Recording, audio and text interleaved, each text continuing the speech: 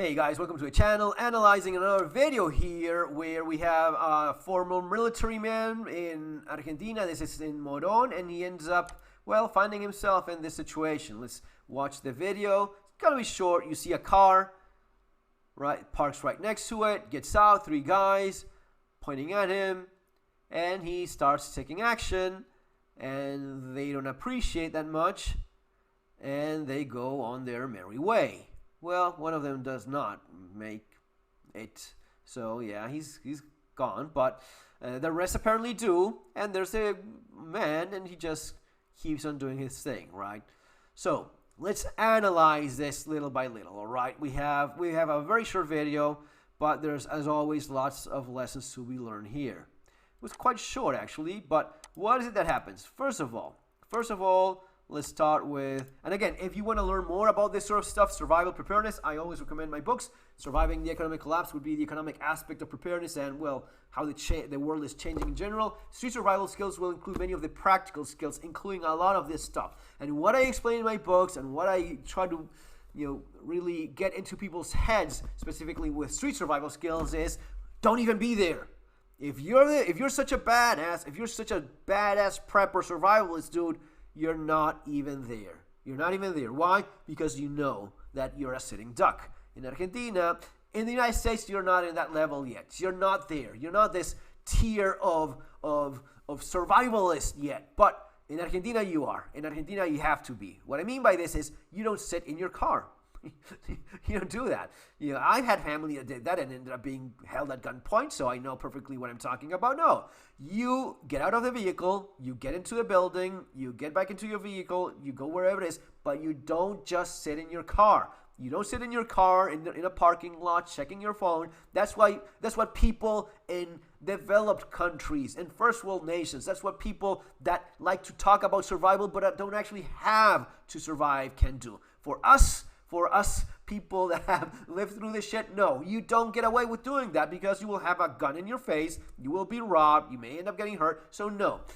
What you have to do is you park the car, you go into wherever you're going. You don't live in your car, hopefully. I hope that's not the case. You're not stuck there with fucking glue, so get out of it. Get into the house. I'm just visiting family. Okay, park the car, go inside. Oh, I'm just waiting for Joe. Okay, you go wait for Joe inside. Oh, but we're going to my friend's house. Okay, you do all of that shit fast because you don't leave that window of opportunity open for this to happen, which is what our buddy here, former military guy, did. He was sitting in the car for whatever reason, and that just allows. No, it was, and a lot of people in these videos, especially in my English channel, I do the same content for my Spanish channel, by the way. If you're interested in learning all of these things in Spanish, you have the Spanish channel, so as to even check the same content if you want to practice a little bit the language. You also have the books translated as well, so you have those two options. But this does not happen in my Spanish channel. In my Spanish channel, people understand what I'm talking about, especially people from South America. People in Spain usually just have a little bit of a, why? What are you saying? No, he was obviously targeted. They were going after him. No, they're not going after him. They're just going after anyone. It just happens that you happen to be anyone. You happen to be the sitting duck. They just drive around, and it's not just them. This is not fucking Batman, where it's, it was, an umbrella company, an ice company was robbed. It must have been the Penguin. No, it is thousands of people driving around looking for victims. So it's not special. You're not special. You're just one more. You are just the guy sitting in the car when they were looking for someone to rob, okay? It's not targeted. It's not that they had him pinned down or, it was a payback. No. So, former military dude, though, made this mistake, which I get it. It's former military dude, not current survivalist dude, which is what we try to do here. So, they see the guy, they stop the car. Don't be the guy in the fucking car waiting in the sidewalk in the middle of the night, let alone even in the middle of the day. I would recommend not being that guy. Get these habits of safety incorporated. It doesn't make a difference if you're sitting here or you're sitting inside or you're going where you have to do. Try not to get used to doing this. They jump out of the car and they have their tools in hand and they go for it.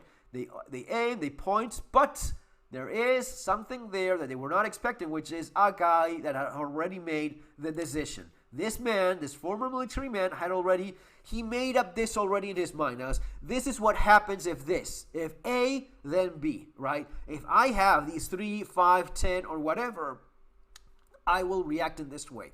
I have the tool to use it, I have the training to use it, and I do what I already made up my mind that I will do. The moment I see that pointed at, I will do this. And he did. And, well, he actually did so successfully. One of them is, he didn't make, and the other two, I think, did.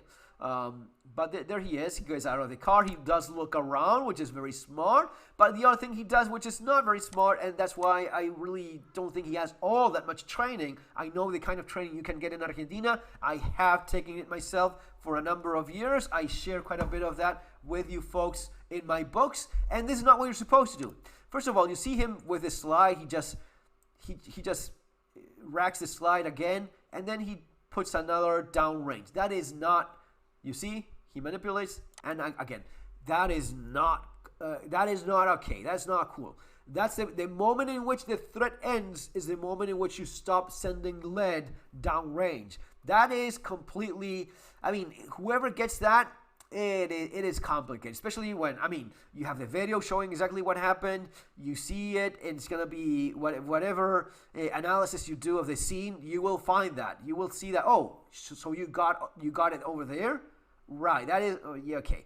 So you stop the moment the threat ends, and that's what he should have done. But anyway, that's the video. That's what you can learn from it, and I hope you learn from this as well. See you on the next one. Take care.